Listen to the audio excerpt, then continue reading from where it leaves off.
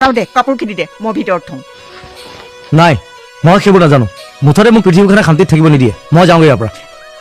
ঠিক আছে মই তোক কথা দিলো যে আজিৰ পৰা ইয়ালৈ আহি তোক কোনেও আমনি কৰিব নোৱাৰে আৰু যদি ইয়ালৈ কোনোবা আহি তোক লগ কৰিব বিচাৰে তেনেহ'লে মই সিহঁতক মৰিয়াই